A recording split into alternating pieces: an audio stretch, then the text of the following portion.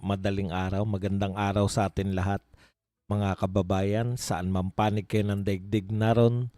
Dito na naman tayo sa another episode ng ating vlogs, Badong Ratiles po. Pag-uusapan natin ngayon, ito po, no, dismayado si Marcoleta. Dito po sa tinatawag nating Blue Ribbon Committee hearing sa pamumuno po ni Lacson. Kung bakit po siya dismayado, nang hihinayang sila bitin na bitin. Pag-uusapan din natin, ito naman po si Ping Lacson, ang aga po magdeklara na walang sapat na hindi sapat ang ebidensya laban kay Martin Romualdez. Yan, paulit-ulit yan, consistent si Lacson diyan na inaabsuelto niya si Martin Romualdez kahit napakarami na po na nagtuturo kay Martin Romualdez, pero kay Lacson hindi pa rin sapat.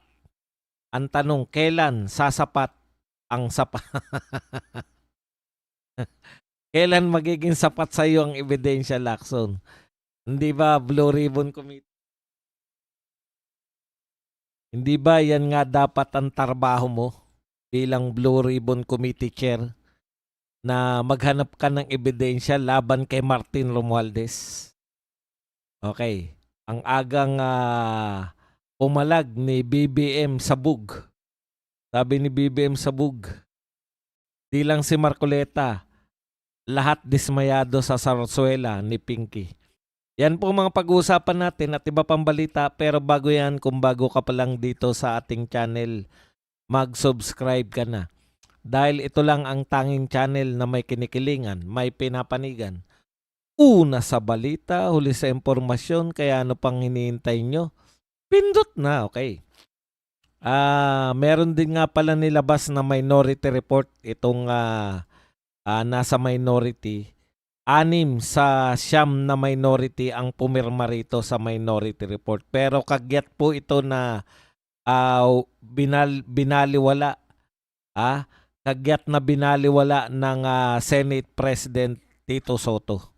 Dahil hindi raw po valid ang minority report kung wala pa yung report po ng actual ng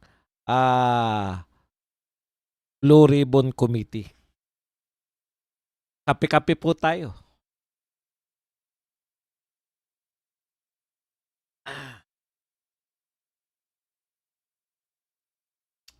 Okay.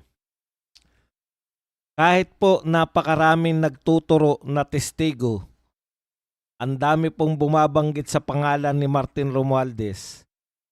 Pagdating po kay Ping Lacson, absuelto pa rin. O pagdating po kay Ping Lacson ay wala pa ring sapat na ebidensya. Ito po ang pahayag ni Ping Lacson. Hindi sapat ang ebidensya laban kay Romualdez. Iginiit ni Senator Pampilo Lacson na sa kasalukuyang yugto ng investigasyon, hindi pa sapat ang ebidensya upang idiin o direktang iugnay si Martin Romualdez sa mga alegasyon ng anomalya kaugnay ng isyong South Forbes Park. Ayon kay Lacson, bagamat may mga lumulutang na impormasyon at pahayag ng ilang testigo, kulang pa ang mga ito upang umabot sa antas ng legal na pananagutan. Wala pa aniyang naihaing matibay na dokumento o konkretong patunay na direkta nag-ugnay kay Romualdez sa anumang illegal na transaksyon. Sa ngayon, hindi sapat yung impormasyon para ma-implicate, not even implicate the former speaker. This is just a lead. And of course, dininay naman ni Curly Discaya. So let's leave it at that. Ay, sa totoo lang po, yan po ang problema Kung yung purpose mo, iligtas si Martin Romualdez, di ba? Nagpapauso ka ng mga may testigo ka Ito bakit po nagkaroon po na issue diyan sa South Forbes Park? Ano po yung issue diyan? Ang issue lang naman diyan, ikaw mismo naglabas, sa yung mga isa sa mga press conference press conference mo. Alam mo, Senator Lacson, mas exciting pa yung press conference mo sa Blue Ribbon Committee kaysa yung actual na Blue Ribbon Committee hearing. Alam mo kung bakit? Ang dami mong ang dami mong yung pakagat. Sabi mo, meron kang testigo na lalabas na magpapatunay na naging may kaugnayan si Diskaya at si Romualdez dito sa pagbili di umano, parang pinalalabas nyo pa na gustong maging front, no?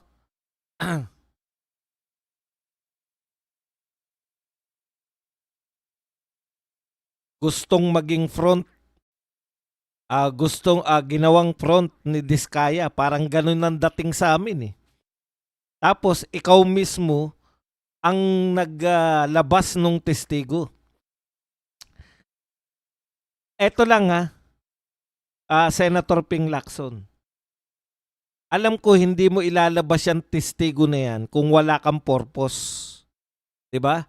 Ano yung purpose mo? Bakit mo inilabas sa Blue Ribbon? Nakita mo ba si Marcoleta?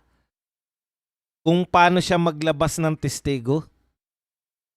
Nung Blue Ribbon Committee chair siya, kung paano, kahit na nga hindi sa chair, si Gutesa, ikaw na chairman nun eh. Nakita mo ba kung paano maglabas si Marcoleta? Masyado siyang maingat, no?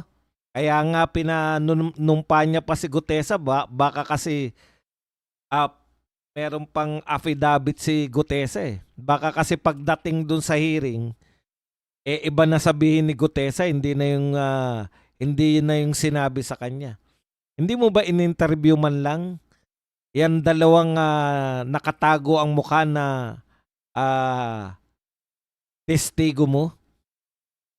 Kasi gusto mo bang palabasin ngayon na wala lang silbi yung mga testigo mo? Ang tanong, bakit mo pa sila inilabas kung wala naman pala silang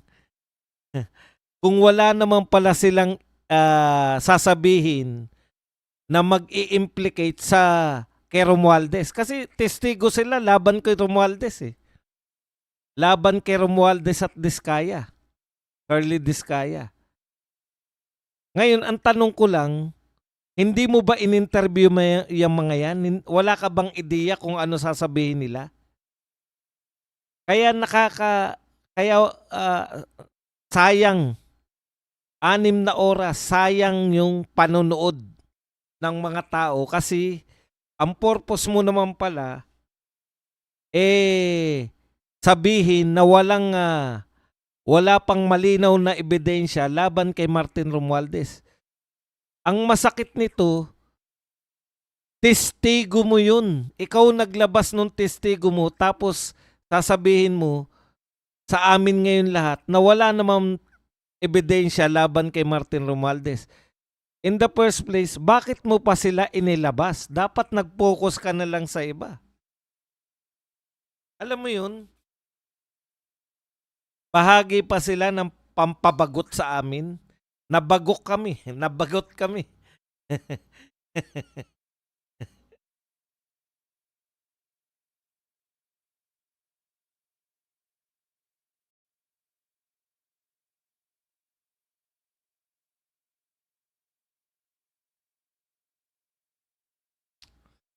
Kumbaga, alam mo na ngang walang katuturan. Kasi testigo sila laban kay Martin. Narinig mo na, ay, hindi nito mai-implicate si Martin. Bakit ko pa ilalabas to? Pwede po niyong tanggihan yung mga testigo kung sa tingin nyo naman wala naman silang maidudulot. Yung testimonya nila hindi naman makakatulong sa kaso.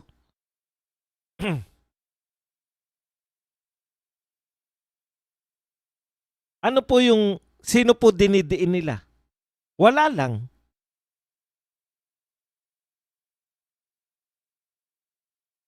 Dagdag drama lang. Na hindi naman kami nadramahan, wala po kami. Alam namin ano epekto niyan. O tinanggi ni Carly Diskaya. Ano epekto nun? Wala. Bakit kayo naglalabas pa ng testigo na wala namang epekto? Bakit pa ulit-ulit po yung mga testigo, sila pa rin? Concentrate kayo sa Bulacan. Bulacan engineers pa rin. Wala pa rin mga bago kaming mga mukha na nakita.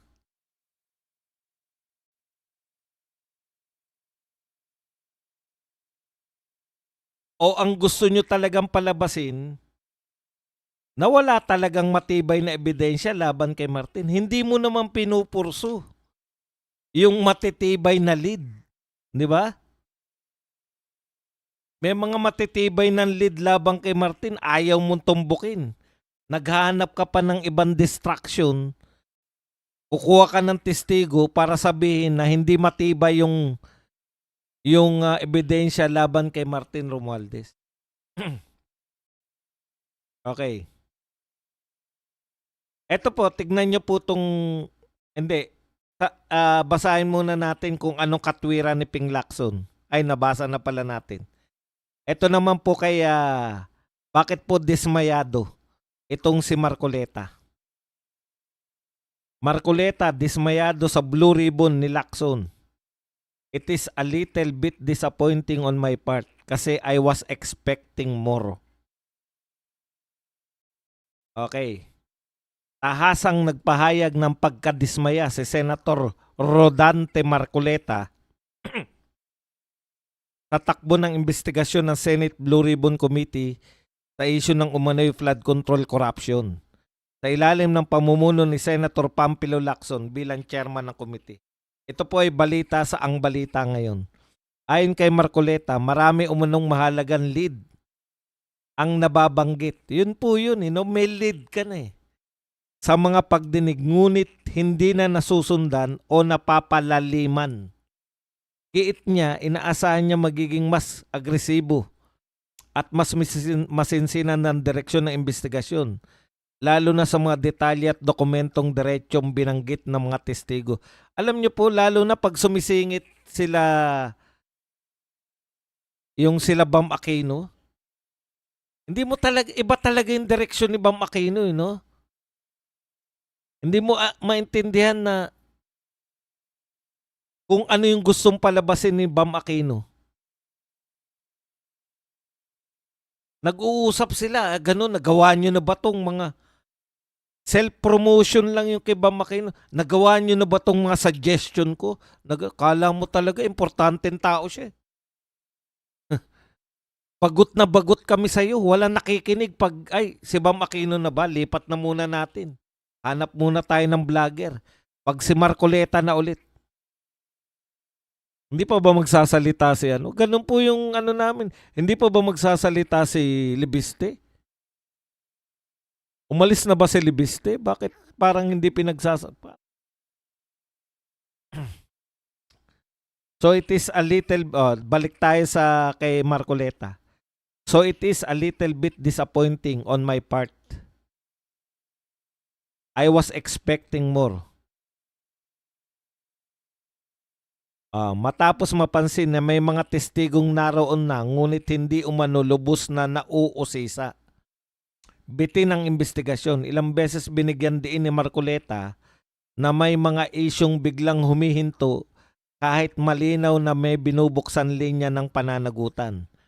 Para sa senador, ito ang dahilan kung bakit nagmumukhang bitin ang mga pagdinig sa ilalim ng kasalukuyang pamunuan ng komite. Alam nyo po, pati yung mga natatandaan na pati yung mga senador nung panahon ni Marcoleta, ganadong magtanong lahat eh.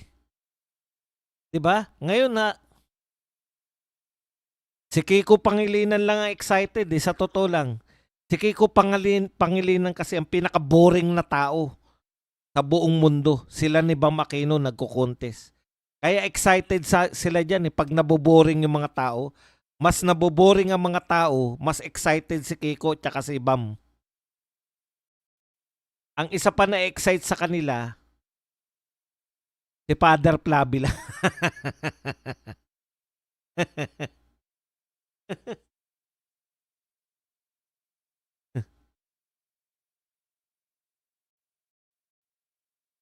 Dapat yung tatlo na ano na muna, no? Wag na muna kayo para gumanda-ganda naman.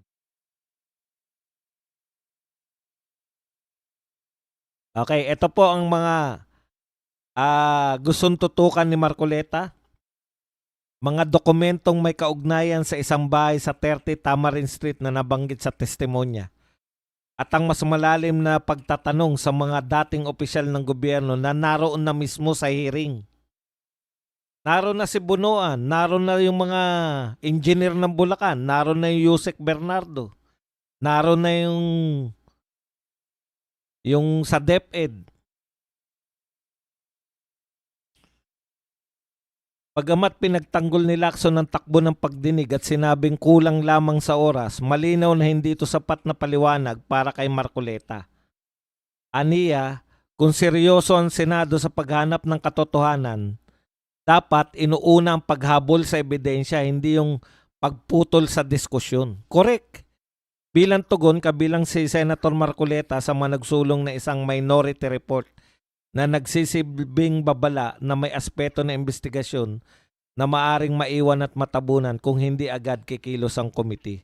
Para sa mga senador, ang investigasyon ng Senado ay hindi dapat matapos sa banggit kundi sa pagpapatunay. Tama. Dapat nilalaliman yung papunta sa mga mastermind. Ang nilalaliman, yung coordinates ng ganun, yung coordinates ng ganyan. Nakang tinapay. Given na yan eh. Parang ang punto nila, marami raw mali sa mga coordinates.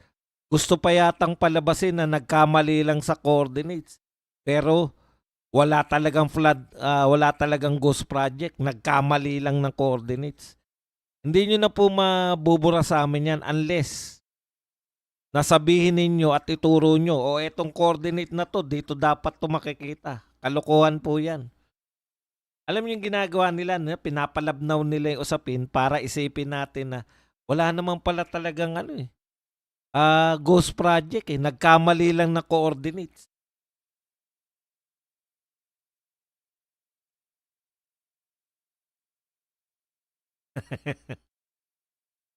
Mas excited para manood.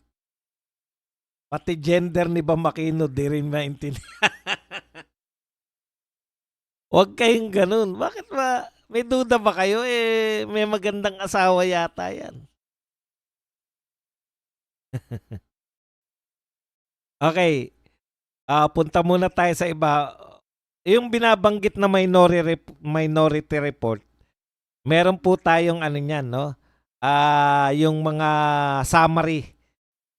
Yung mga key pointers. Sagutin muna natin tong iba. Ito po si Claire Castro. Sabi po niya, impeachment nakakasira sa magandang imahe ni PBBM ayon kay Yusek Claire Castro. Hindi maganda sa imahe ng Pangulo na siya ay masampahan na impeachment complaint. Ante Claire, hindi ka ba marunong, hindi ka ba nakakabalita? Negative ang rating ng amo mo. Sa tingin mo ba pag negative yung rating sa lahat ng survey, hindi sa isa o sa dalawang survey, sa lahat ng survey, negative yung rating ni BBM. Tapos ang sasabihin mo sa amin, nakakasira sa magandang imahe yung impeachment. Kailan lang nagsampa ng impeachment? Kahapon? Kailan lumabas yung mga survey na negative? Negative na yung image ng amo mo. Huwag mong ibintang yan pagsasampa ng impeachment kaya magiging makakasama sa imahe.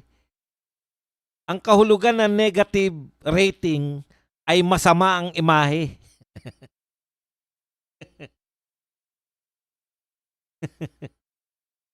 May nalalaman ka pa nakakasama sa imahe. Ito po.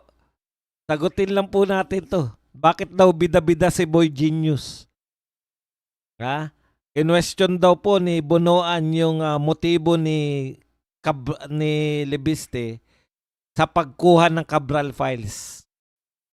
Hindi po sila makapaniwala na may congressman na kukuha na mag-iimbestiga ng sarili tungkol sa mga katiwalian sa gobyerno. Yun lang po yun. Nasanay po kayo na walang nakikialam sa mga ginagawa nyo sa DPWH. Alam nyo, nahalata kayo. Ikaw pa ngayon ang umaangal, punuan. May nalalaman ka pang anong motibo ni Boy Genius. Sabagay, hindi niya naman sinabing Boy Genius. Yung nagsabing Boy Genius, yan. Si Boying ang nagsabi nun eh. Pero ayon sa bilyonaryo, yun yung pamagat nila. Bakit bida-bida si Boy Genius? Alam nyo po, kung bida-bida ang tawag ninyo sa mga batang congressman na nag-expose ng katiwalian sa gobyerno, eh mas gusto ko naman yun. Yung magbida-bida na nag-expose ng katiwalian, nag-expose ng pagnanakaw, kaysa naman bida-bida na binibida lang yung sarili. Katulad ni Risa Ontiveros, katulad ni Bam Aquino, at katulad ni Kiko Pangilinan. Dito na ako kay Libiste. Pwede niyong tawaging bida-bida. Tama naman kayo dun. Nagpapabida siya. Pero gusto ko yung pagpapabida na nag-expose ng mga magnanakaw. Kaysa pabida na nagpasa na ako ng batas. Putang batas-batas. Ang problema natin, kayong tatlong itlog dyan sa Senado, ang problema natin, nilalabag ng mga magnanakaw yung batas. Tapos gagawa kayo ng batas na naman na para aawatin nyo yung mga lumalabag sa batas ngayon. Di ba? Ano ba mga nilalabag nilang batas? Graft and corruption, anti-graft and corruption law, anti-plunder law, anti-malversation law, anti yung pamimigay ng regalo, panunuhol. Lahat yan, batas na yan eh. Umiiral na yung batas na yan. Nilalabag ng mga magnanakaw. Ang solusyon ninyo, para malabanan yung mga taong lumalabag sa batas, gumawa ng anti-dynasty bill, eto nga, direkta na eh. Meron ng batas, bawal kang magnakaw. Nagnanakaw pa rin sila. Tapos sasabihin nyo, ay gagawa kami ng anti-dynasty bill para hindi na sila magnanakaw. May batas nga, bawal magnakaw. Bawal ang graft and corruption, bawal ang plunder, direkta yun. Bawal mong ibulsa yung pera ng taong bayan. Yun yung nakalagay. Anong ginagawa nila? Binubulsin nila yung pera ng taong bayan. Ang problema natin, papanagutin sila. Isip ako ng batas. Para yung lumalabag sa batas, gagawan ko ng batas para may bago na naman silang lalabagin. Mga tukmol. Pinagmamalaki pa nila. Pinasa ko na yung kadena lo. Puta, wala nakakaalam kung ano yung kadena. Kadenaan mo yung leg mo. Kaganda, sogi bill. Huwag na kayo magsogi. Yung sugay po. Yung dodo nyo, sugo.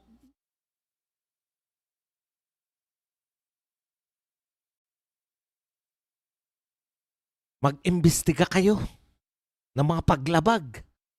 Imbestigahan yung mga magnanakaw.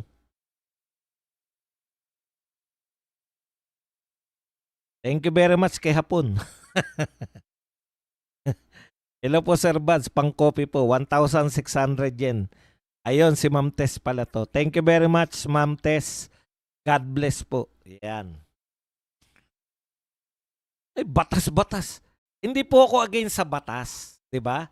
Pero magsama-sama kayong mga senador, tutukan nyo, mag-araw-araw kayo ng imbestiga sa mga magnanakaw.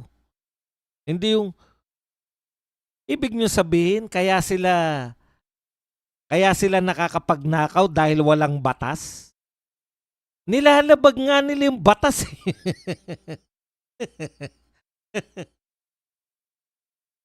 Kayo po, pwede po kayong mag-imbestiga ng mga magnanakaw ngayon. Kung talamak po yung magnanakaw, gawin nyo po talaga na mag-usap-usap kayo, lalo na kayo, miyembro kayo lahat ng majority. Sabihin nyo sa mga kalaping Lacson, Senator Ping Lacson, tutukan natin to. Araw-araw tayo mag-blue ribbon. Kailan na naman yung susunod na blue ribbon? Hindi na naman natin alam. Wait for further announcement.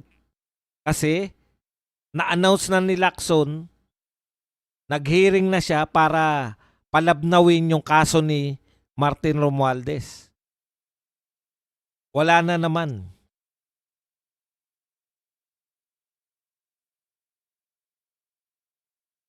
Hindi na natin alam kung kailan na naman ang kasunod.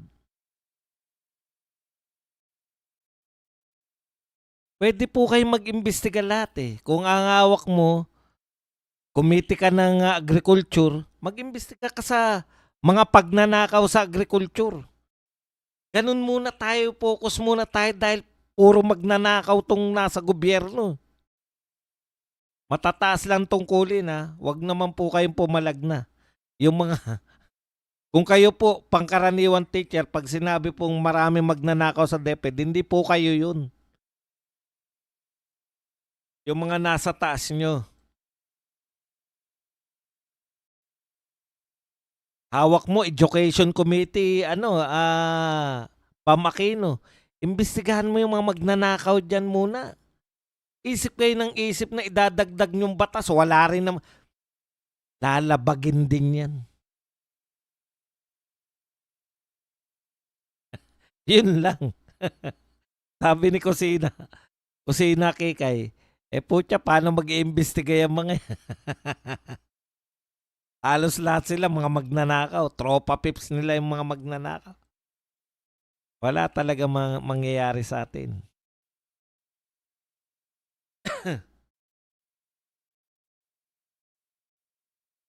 Okay, balik kulungan po si Bong Revilla sa New Quezon City Jail. Male dormitory sa Payatas, Quezon City. Yan. Kasong malversation. Non-bailable po. Okay. Hiling po ni Bong Revilla na ipagdasal natin siya. Malinis daw po ang kanyang konsensya kaya po siya sumuko. Ito lang po sa akin, no? Yan po sa kay Bong Revilla. Dalawa lang naman yan, di ba? Si Bong Revilla is either guilty siya or not guilty. Okay. Tapatan na tayo. Kung si Bong Revilla ay guilty, hindi ka na natuto. Di ba? Tanong naman, paano matututo yan? Napawalang sala. Yun na nga. No? Kung guilty si Bong Revilla at inulit niya pa, kasi walang parusa eh. Nakakalusot pa eh. Subukan nyo yan na nagdusa talaga na ano. Kita nyo si Dilima, malamang yan, hindi na umulit. 7 taon na nakulong eh. Eto sila, buwan lang yata sila nakulong, di ba? Ngayon, kung siya naman po ay hindi guilty, pinupolitika yan. Tandaan natin, ang napaka-powerful ng mga Remulla, di ba? Tandaan natin, ang pinakasikat na mga politiko na Remulla, si Boying tsaka si John Vic, malamang sa malamang, hindi po tumakbo na gobernador ng Cavite, di ba? Kasi si John Vic, national level na yan. Pwedeng tumakbo yan na president, vice president, or senador. Si Boying naman hindi po tatakbo yan dahil sayang naman sayang naman yung pagiging ombudsman niya. Guaranteed po yan. 7 taon siyang ombudsman. Okay, kaya kung siya ay hindi guilty at malamang na politika, yun po ang pinaka, kasi siyempre may tendency siya na tumakbo na ng kung talunan na siya sa di ba? Kung natalo na siya ng senador, baka mag-isip yan na tumakbo ng gobernador. Hindi natin alam, pero malaki po yung posibilidad na ang makikinabang ng pagkakakulong o hindi makakatakbo pag nakulong, yung mga Remulla, yung pamilya ng Remulla sa Cavite, kasi Kung mga anak-anak na lang pare-pareho yung tatakbo, sino ba ngayon ang ano? Sino ba ngayon ang gobernador ng Cavite? Hindi ko kilala eh. Isang Revilla ba o isang Remulla?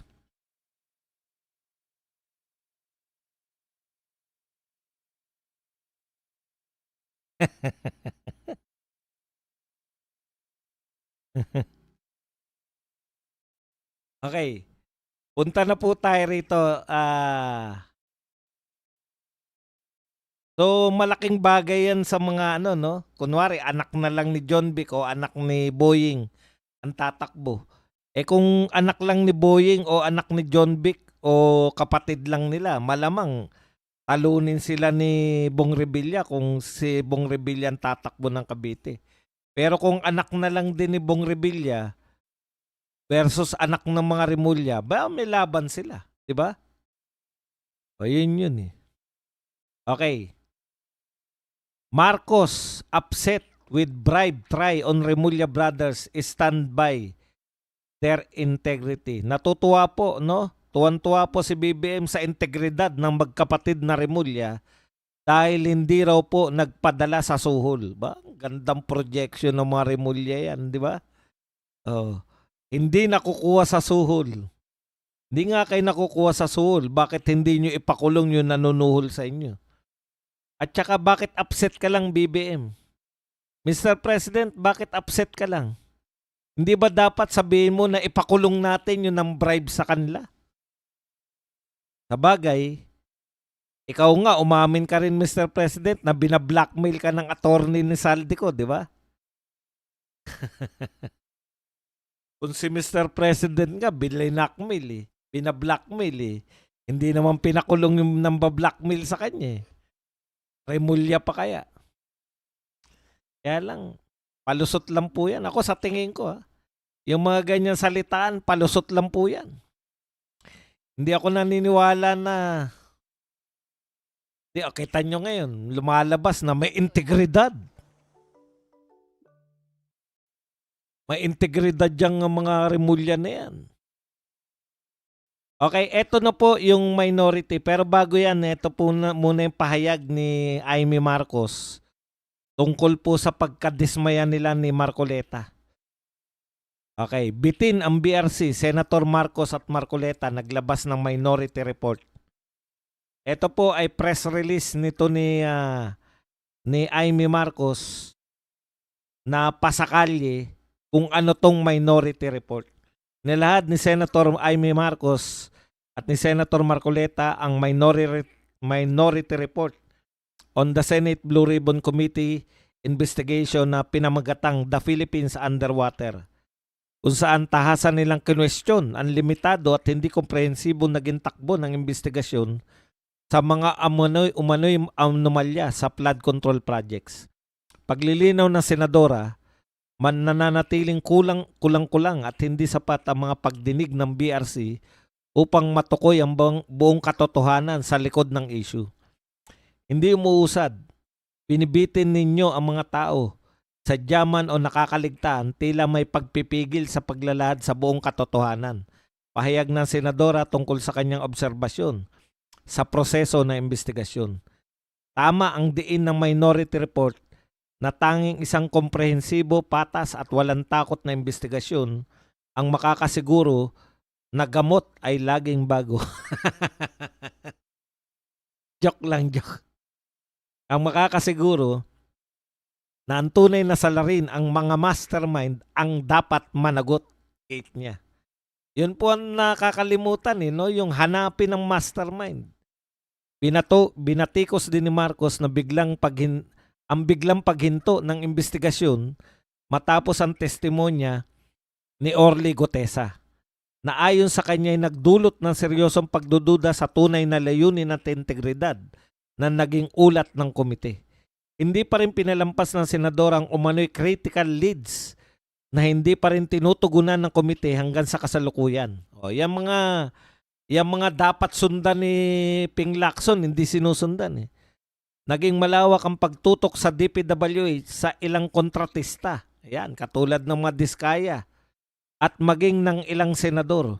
Ngunit tila napalampas sadya man o hindi ang posibleng ugnayan ng mga tunay na nagplano at nakinabang sa eskema ni Marcos. Git ng senadora kung magpapatuloy ang ganitong bitin na investigasyon, mananatiling lubog hindi lamang sa baha, kundi pati sa kawalan ng hustisya ang bansa. Yan po ang pahayag ni Senator Amy Marcos hinggil po sa paglalabas nila ng minority. Ganito po kasi yan, no?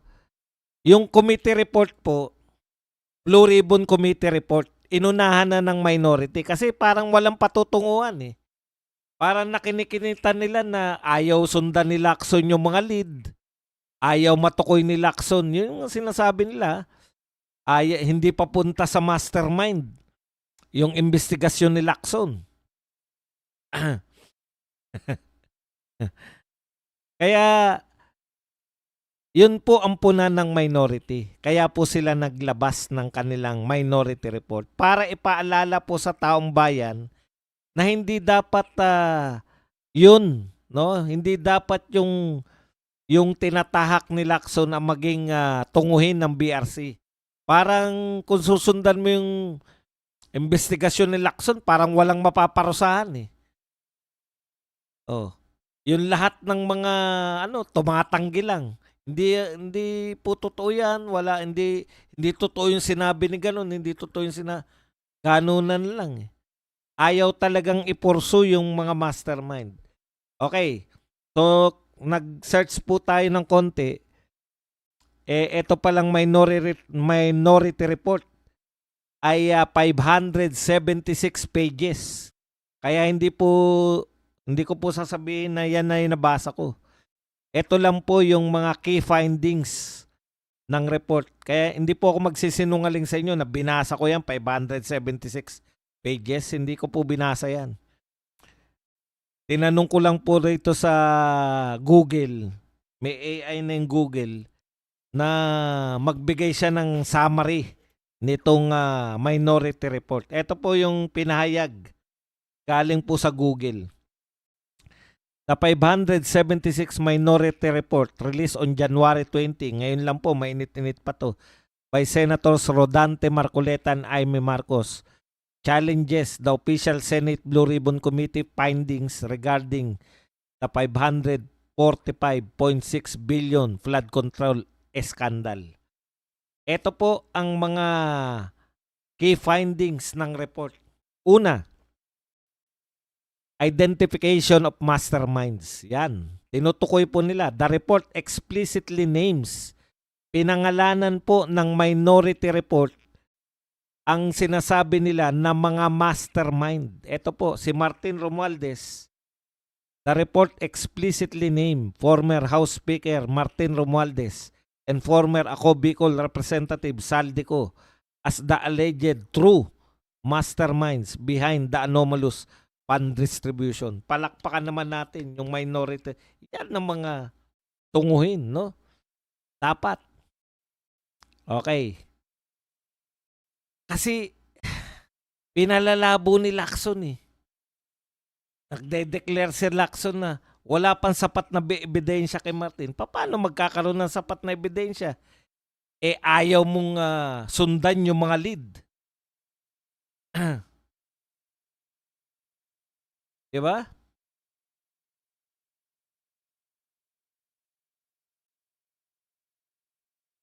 Alam mo, Ryan Locte, tama yung obserbasyon mo.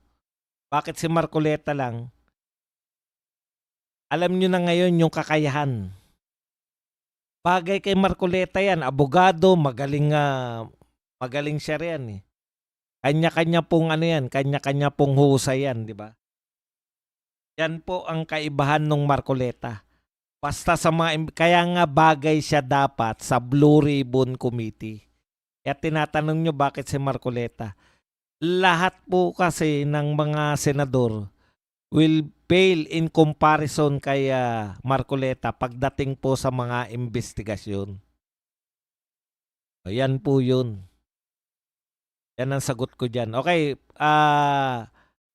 nakakatuwa po na tinutukoy ng minority ang alleged mastermind ay si Martin Romualdez at saka si Saldico. Siyempre, hindi tutukuyin niya. Kahit na anong gawin ni Amy, hindi niya tutukuyin yung ading niya na mastermind. Dahil ang tingin niya, yung ading niya ay nabubulungan. Ang tingin niya, yung pagiging addictus lang ng ading niya, yung pinaka-problema ng ading niya dahil nadidiktahan, wala sa wisyo, etc. Okay, ano pa? Ang laman. Ikalawa, criticism of the main probe. Marcoleta and Marcos described the official BRC investigation as bitin, lacking, arguing it is stopped short of holding top officials accountable despite testimonies linking them to the scheme. Ang dami po, meron po dong mga drawing doon na nilabas sila na nagpapakita po ng ugnay-ugnayan at nasa pinakatuktok. Meron pang isa na nasa tuktok, wala pang pangalan eh. Pero yung pinaka na pangalawa sa tuktok si Martin Romualdez. Diskaya, si Saldico, yung mga nagtuturo eh kay Martin Romualdez. Si Gutesa.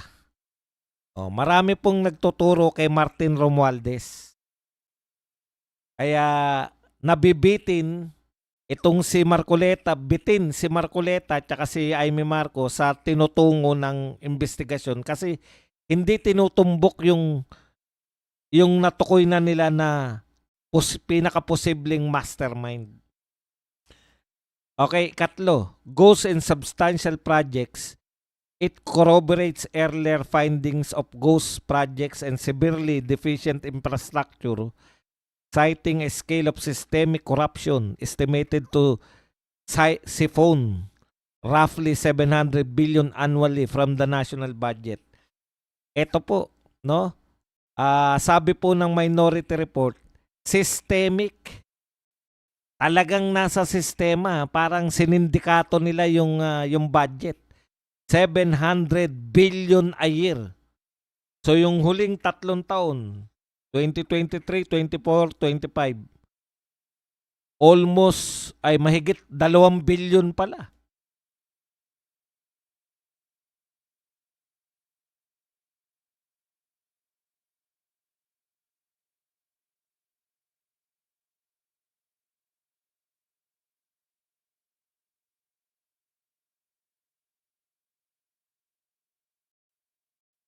Next. Contractor monopolies. The report highlights that small group of 15 contractors cornered approximately 100 billion, nearly 20% of the total flood mitigation budget through license renting schemes and undercapitalized firms. Ito po sa mga contractor, bakit diskaya lang? Lagi. Bakit diskaya lang yung gustong idiin? Bakit po yung mga pamilya ng mga kasalukuyang congressman na nakakuha pa rin ng kontrata, bakit ayaw nyong isalang? Halimbawa, paulit-ulit po sa mga media, paulit-ulit po sa iba, yung Garjola. Kung hindi po dahil ikakatwiran ninyo yung interparliamentary courtesy, ang ganda ng paliwanag ni Marcoleta eh. Courtesy lang po yun. Diba? Pagbibigay galang lang yun. Pero, kung ang involved na po ay pondo na ng taong bayan, hindi na uubra na pairalin ang courtesy. Kasi ayaw eh. Ayaw ang tinuturo. Halimbawa, ang tinuturong mastermind, congressman. Paano yan? Di nyo imbestigahan dahil sa interparliamentary courtesy?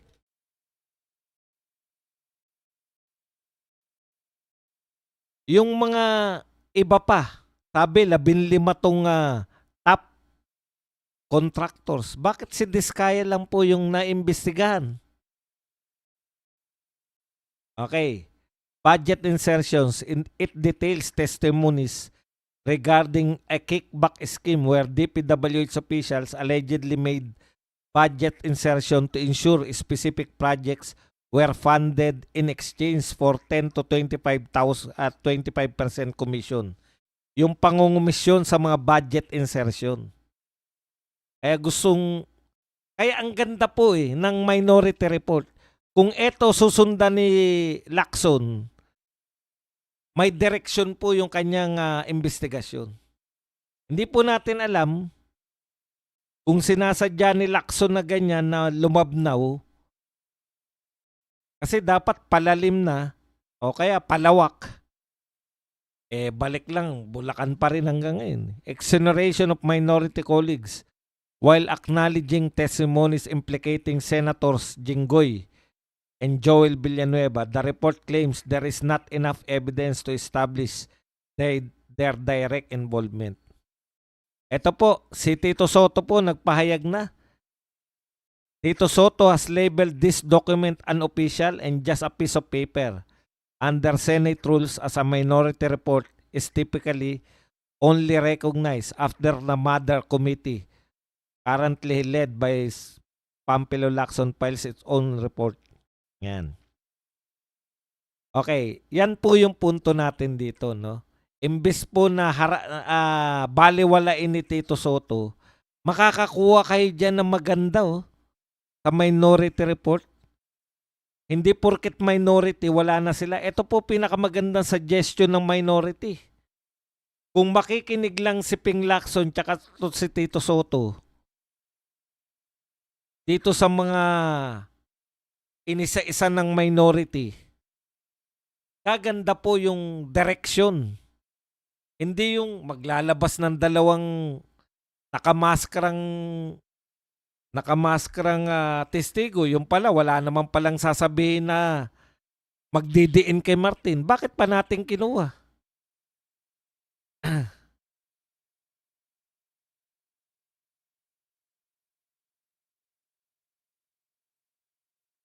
Okay. Yan lang po ang ating topic. Teka, tignan ko lang. Baka may nakaligtaan. Kasi may mga nagpapabati na. Ay, balikan ko lang pala, no? Di ba maraming kasabay si Bong Revilla na mga senador na aktibo ngayon? Bakit sila wala pa rin pong... Ito, hinala ko dyan eh. Si Bong Revilla, kasi hanap tayo na hanap, walang malaking isda. Siguro naman, hindi nyo na masasabi na hindi malaking isda yan. Di ba? Hanap tayo ng malaking isda. Uy, wag kayong mag-flood. Babatiin ko kayo pero wag kayong mag-flood. Hanap ng malaking isda. Siguro, ito si Bong Revilla. Pero bakit hindi po yung mga pinag-uusapan, parang mas malaki yung involvement nila Joel Villanueva, nila Chis Escudero, nila Jinggoy Estrada kaysa kay Bong Revilla. 'Di ba? Ang tinatansya ko diyan, baka kaya hindi muna dinidiin yan baka mapabaliktad, no? Kung totoong guilty ang mga yan, baka sayang din ang boto nila. Kung ang bargaining boto sa impeachment laban kay BP Sara, di ba? Natin masabi. Basta yan tatlo na yan na binabanggit ko, supposedly, papabor sana yan kay dahil minority sila di ba? Kaya nagkaroon ng hatian ng minority at majority dahil sa issue ng impeachment ni BP Sara. Ngayon, kung etong mga senador na to nakasama ni Bong Revilla ay hindi man lamang mapapakulong o hindi man lang mai-issuean ng warrant of arrest, alam na natin kung ano ang mga nangyayari. Baka meron pang negosasyon para sa impeachment. Pero mataas po ang malaki po ang aking paniniwala na wala na pong gana yung impeachment sa mga congressman. Kasi nga, baka wala naman ng bigayan. Sabi nga ni BP Sara, putya, lang yan ng mga congressman Di ba? Nagsalita na po si BP Sara. Alam niyo yung mga sinasabi ng Duterte, palibasa, yung mga Duterte merong palabra de honor. Kaya yung mga sinasabi nila, pinakikinggan pa Si BBM kahit mag-announce po siya, magdadalawang isip ko eh. Ito kaya ay totoo?